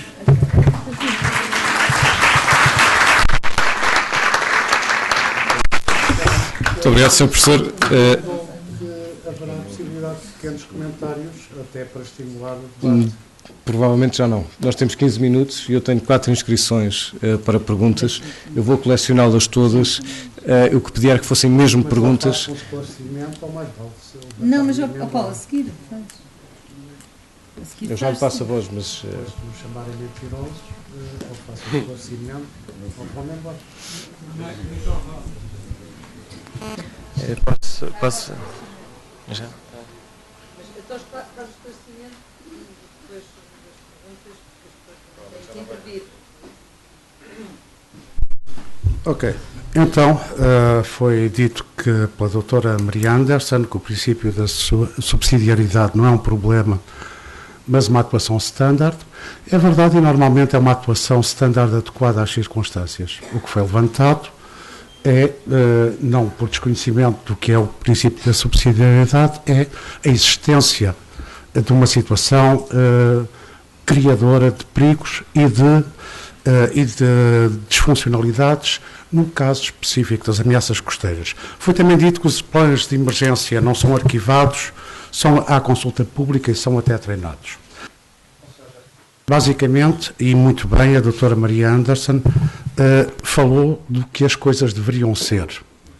Eu falei, e nós falámos, daquilo que verificamos no terreno, na prática e no discurso de todos os atores envolvidos aos vários níveis de proteção civil até ao nível distrital. Ou seja, aquilo que a equipe detectou e transmitiu não faz com que esteja a ser mentirosa, faz com que esteja a suprir uma anterior ignorância de todos nós acerca da realidade. Foi também dito que o problema que existe um problema de cultura de participação, as pessoas não participam. Uma das coisas que nós detectamos é que as pessoas queixam-se de não ter onde participar. Mas eu diria que há, sobretudo, nesta mesa e na forma como lidamos com as coisas, um problema de cultura de poder. Ou seja, o hábito de que os problemas detectados são, antes de mais nada, para ser negados na sua realidade e na sua relevância, em vez de serem a base para o equacionamento de soluções melhores para a própria instituição e para todos. Eu diria ainda, e para terminar, que felizmente os municípios com quem falámos e a quem expusemos estas questões não partilham deste tipo de cultura de poder. Querem conhecer os problemas, agradeceram que o desconhecimento geral acerca dos seus planos de emergência, por exemplo, lhes fosse transmitido, porque querem que a situação não seja negativa como é. E creio que é assim que se deverá trabalhar. Ok, então primeiro apresento-me. Meu nome é Pedro Bicudo, sou professor do Instituto Superior Técnico e também sou presidente de uma associação, SOS Alveio Surf, que é equiparada à ONGA. Nós pretendemos na associação preservar as praias para o surf. E no técnico tenho feito, não como tópico principal, mas secundário, o estudo de novas técnicas para proteção costeira e desenvolvimento de surf. Então, a primeira questão que eu ponho é relativa aos estudos de impacto ambiental. Nós existimos há mais de 10 anos, a associação, e durante a altura em que, com fundos europeus, o Estado gastou muito dinheiro na costa, mas na maior parte dos sítios onde fez isso, em grande parte, estragou praias, estragou ondas. E os estudos de impacto ambiental ignoraram completamente a praia, ignoraram o surf, ou seja, estão mal feitos. E agora temos um caso, ou seja, estes casos foram, por exemplo, em Sines, onde o Tribunal Contentor está a estragar a praia de São Torres, que é uma praia muito importante, foi nos Açores, na Madeira, onde obras para investimento turístico estragaram o turismo morreu depois dessas obras. Agora temos um caso muito interessante, que é o caso de Carcavelos, onde a Câmara está com uma empresa a promover uma urbanização, só que não está a considerar as alterações climáticas. E a questão que eu ponho é a seguinte: se os estudos de impacto ambiental na costa normalmente já são mal feitos, como é que, ainda por cima, vão começar a incluir as alterações climáticas, que são muito importantes para o futuro, não é? Em particular, a Câmara de Cascais até tem montes de dados, porque contratou já os melhores cientistas portugueses, mas não está a utilizá-los para este projeto.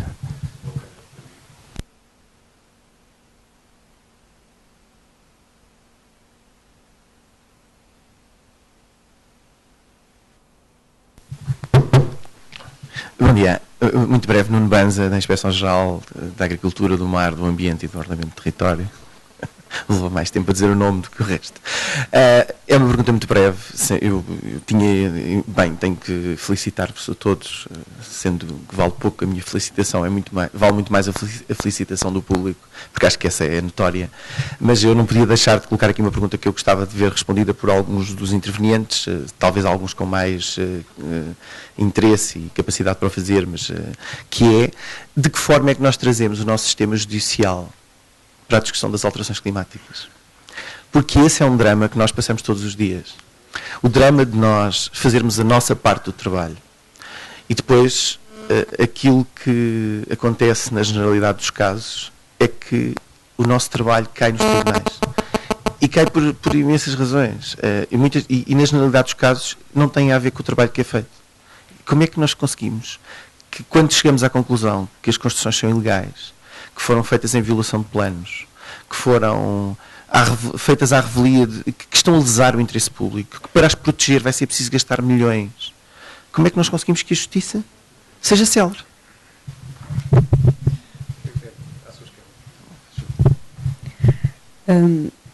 Queria só dar uma nota prévia sobre os planos de ordenamento da orla costeira, que neste momento corremos o risco de perder a eficácia que eles tiveram, e tiveram um papel muito, muito importante em dado momento do nosso ordenamento do território, com a nova Lei de Bases de Políticas de Solos, de Ordenamento do Território e Desenvolvimento Urbanístico, acabando com a figura de plano especial e da vinculatividade para privados. E como exercício teórico, tudo bem, parece que o PDM ou o PP, o PU, que seja, mas o que de facto a lei propõe é que seja o PDM um instrumento único que verta todos os outros instrumentos de ordenamento. Do ponto de vista teórico, poderá, enfim, ser um exercício interessante. Vejo com muita, muita apreensão a perda de eficácia e de validade de um documento que é estratégico, mas também não é só estratégico, tem uma vertente de gestão muito, muito importante, que eram os planos de ordenamento da orla costeira. Isto agora fazendo o salto para o que o professor Carlos Sousa Reis disse, que falou, e agradeço-lhe o reconhecimento disso, do papel do Plano de Ação de Proteção e Valorização do Litoral 2012-2015, é de facto um documento base de estratégia. Estão lá linhas mestras, orientadoras de como se deve agir no litoral, com a ressalva de que não foi mais longe, porque não era também o mandato desse plano, até pelo tempo que tinha de horizonte. Ele pretendeu verter as medidas identificadas nos planos de ordenamento da orla costeira em vigor e ainda fez mais uns acréscimos de algumas medidas que identificou como urgentes e emergentes ser contempladas, mas não mais do que isso. Portanto, toda essa abordagem de déficit sedimentar, a próxima geração dos POCs, esperemos que dê, e que está a iniciar o processo de revisão, esperemos que dê resposta a esse processo de análise, entre outros. Pronto, mas era só esse esclarecimento.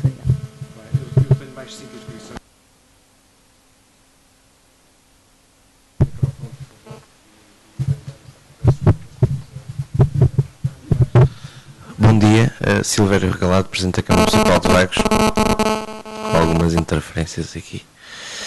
não querendo, e sendo muito breve, não querendo lançar mais achas para a fogueira dos planos de proteção civil, eu como autoridade máxima da proteção civil no meu concelho, posso dizer e testemunhar que os planos existem, enfim, poderão existir como de uma forma, enfim, mais bem estudada ou menos bem estudada, dependendo do município. Agora os planos existem e a maior prova que existem e que são implementados, nós tivemos no dia 19 de janeiro do ano passado condições climatéricas muito adversas, principalmente junto à costa. No caso, o exemplo de Vagos foi paradigmático, onde estivemos sem água, sem energia, com problemas de comunicação que eu sei que a autoridade tem tentado resolver, nomeadamente com o Ciresp, porque ficámos em completo blackout, mesmo no que diz respeito ao Ciresp, e as coisas funcionaram, resolveram-se todos os problemas, e esses planos existem, pelo menos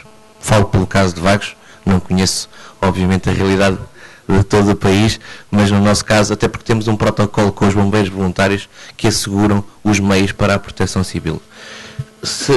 Sendo muito breve, a minha questão é esta. Fiquei contente porque hoje os autarcas não foram ainda muito molestados, porque por enquanto, portanto, escapámos, até agora escapei a essa situação, mas deixar só uma nota muito breve. A nossa costa é a nossa maior riqueza. O que nós temos todos que trabalhar é uma forma de aproveitar as riquezas que a nossa costa tem, tendo em conta a diversidade dos casos e das situações. Nós, por exemplo, já iremos ver o caso da Vagueira, nós não temos construções ilegais, todas as construções foram permitidas pelo Estado e, portanto, e pela autarquia, obviamente, mas não há nenhuma ilegalidade, não há bolsas de construção ilegais, no caso da Praia da Vagueira. Agora, nós, a reflexão que eu queria deixar, nós não podemos ser fundamentalistas de nada. Nós temos que aproveitar a nossa costa é muito rica e o que temos todos juntos que trabalhar é como é que se pode, autarquias, a administração central e eu ainda agora ouvi aqui uma coisa que não esperava ouvir neste debate, que é os estudos de impacto ambiental são mal feitos, eles não são feitos por políticos, ok?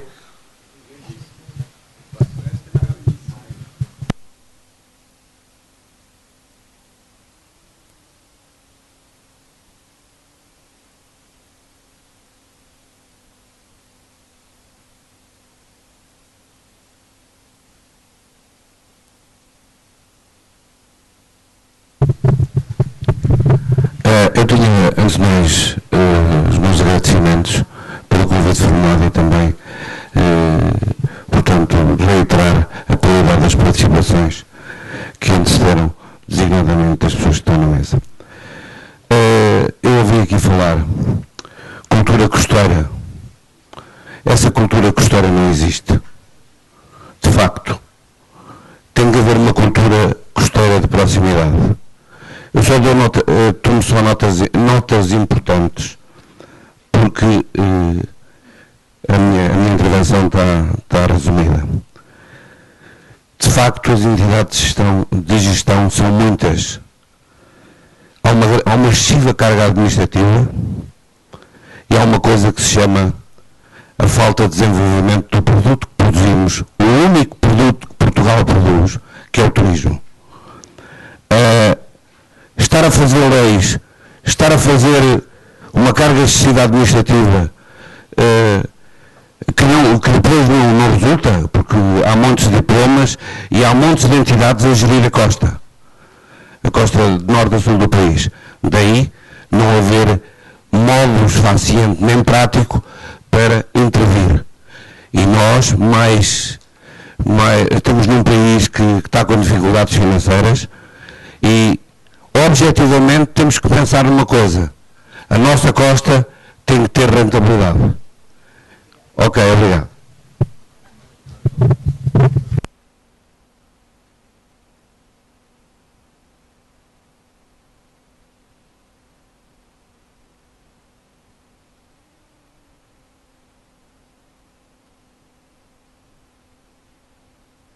Não é este?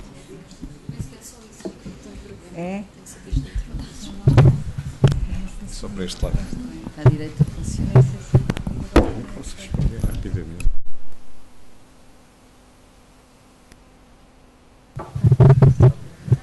Mas não, tá. Eu só iria então centrar-me assim em reflexões. Eu acho que mais relativamente à necessidade de estudos, reconhecimento de riscos, etc., penso que essa parte estará resolvida. Isto é a percepção que tenho, é sempre um prisma reduzido, não é?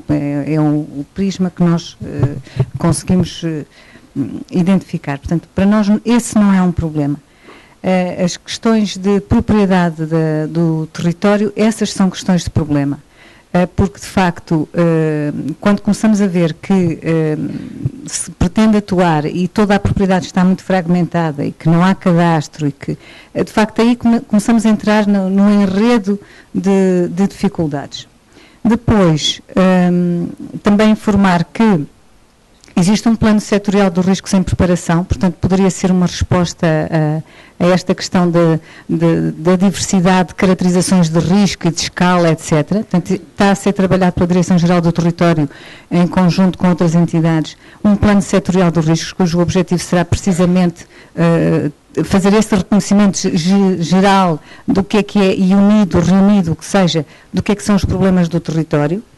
E também nos parece que a ideia de centralizar no PDM tudo o que são restrições, tudo o que são funções e gestões, pode ser uma solução para esta multiplicidade de atores e para esta multiplicidade de instrumentos, só para situar o mais importante. Funciona? Funciona. Muito obrigado. Uma réplica muito breve àquilo que foi dito sobre o plano de litoral 2012-2015. Eu julgo que quando se faz um plano dessa natureza e que se o ajusta a um horizonte de 2015, tem que se usar o conhecimento científico e técnico que existe atual. Se assim não for, corremos o risco de repetir erros sobre erros e que vamos todos apagá-los. E isso acho que é mais que evidente naquilo que se passa no litoral, nomeadamente nas estruturas que foram ditas de defesa do nosso litoral construídas, pagas por todos nós e que continuamos a pagar sem se emendar sequer essa linha de orientação. Não é uma crítica de maneira nenhuma, é tão somente uma sugestão para que se abram horizontes de outra maneira, como aqui foi dito, e, enfim, que há outros processos de intervenção para além dos explorões clássicos que são feitos sistematicamente. Muito obrigado.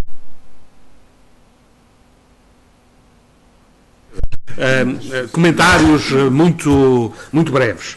Primeiro, em relação às avaliações de impacto ambiental, elas podem ser contestadas judicialmente e tem havido muito poucos casos em que isso acontece. Essa seria uma das formas de institucionalizar a justiça do ambiente e, portanto, um aspecto importante. Quanto ao problema de trazer a celeridade para o domínio do sistema judicial, esse é um problema genérico que tem a ver com o funcionamento do sistema. Eu diria que, apesar de tudo, tem havido algumas mudanças, por um lado, de abertura dos juízes para as problemáticas ambientais. Começaram a surgir uma série de sentenças amigas do ambiente. Depois há o problema velho da justiça, que tem que ser repensado, e não pode ser aqui só por questões ambientais, da celeridade, porque a justiça que não é atempada não é justa, e, portanto, há aqui um problema grave de tutela dos direitos fundamentais. Quanto às relações entre os POCs e os PDMs, efetivamente a ideia de haver um plano de orla costeira é feita a pensar especialmente numa zona e pode ser um bom instrumento, mas a prática portuguesa levava a que houvesse um divórcio entre esses POCs e os outros planos. E numa lógica de racionalização, a ideia da concentração num único nível, num único instrumento, parece uma ideia boa. Tenho já mais alguma dificuldade em acompanhar, que é o PDM, que é uma questão de escala, é uma questão de território, e não é a escala do PDM a única, nem a mais adequada. E, portanto, eu, apesar de tudo, preferia a solução da Comissão, que era dizer que fosse o último plano em vigor no quadro da realidade que está em causa. E, enfim, com isto, julgo que as principais questões que foram respondidas. Terminar, e para ser muito rápida, os estudos de impacto ambiental poderemos falar à tarde mais sobre esse assunto, mais daqui a um pouco, porque vai haver oportunidade para isso. E o próprio professor Filipe Duarte Santos, que me fez o plano das alterações para Cascais, também poderá dizer alguma coisa sobre isso. Mas eu queria apenas dizer 2 ou 3 coisas, respondendo também, tentando responder ao que foi dito. A solução destes problemas que estamos aqui a discutir, nós sabemos hoje que não está numa chave universal político-jurídica, embora passe sem dúvida por uma decisão, por uma chave política e por uma chave jurídica. E aqui eu lembro, a propósito da pergunta do Nuno Banza, que o Ministério Público de Espanha, por exemplo, tem um núcleo específico só para tratar das questões ambientais, que não tem só juristas, tem engenheiros, tem pessoas do planeamento e tem arquitetos, etc. E assim já conseguiu engavetar muita gente.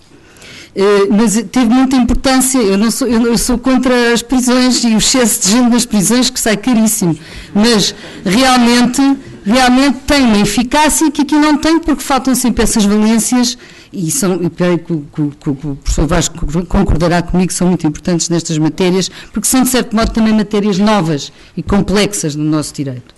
Depois, a solução, já foi dito também, requer preparação, informação, conhecimento e participação das pessoas e das instituições. Não há aqui bons e maus, é preciso as pessoas entenderem-se de uma forma mais concertada. E o país é pequeno, eu acho que é preciso, o litoral precisa de medidas de curto prazo, mas de políticas de longo alcance, e isso requer uma mudança, um processo de mudança que garanta a ligação entre ambas. E por isso é que nós propomos um pouco este modelo de governança adaptativa, que no fundo acaba por fazer uma mediação informada e articular com equipas disciplinares. No fundo nós precisamos, de certo modo, eu não gosto muito de falar disto outra vez, porque é sempre a mesma coisa, precisamos se calhar precisamos de um pacto de regime que se sobreponha, pelo menos em termos de, não mude com os zigue-zagues governamentais e com os ciclos políticos curtos, não é? Um pacto de regime a este nível, e depois é preciso, no terreno, troço a troço, o país é pequeno, apesar de ter muitas curvas, o país é pequeno, e portanto é possível, através de novas formas de abordagem aos problemas e com equipas interdisciplinares no terreno, com mobilização de universidades, das organizações não governamentais, que são extremamente importantes, sobretudo quando o Estado está cada vez mais fragilizado, nós sabemos isso também, e os técnicos têm sofrido muito com esse assunto, sabemos isso também no Ministério do Ambiente e nos outros ministérios todos. Cada vez mais é preciso a sociedade civil intervir, e por isso é muito importante também todas essas, a participação das ONGs e até das instâncias comunitárias nestas matérias. Mas continuaremos depois, mais tarde. É isso, agradeço a presença a todos neste primeiro painel. Foi um debate muito vivo, participado e até polémico, e que vai continuar daqui a um quarto de hora. Até lá, vamos fazer um pequeno intervalo. Muito obrigado.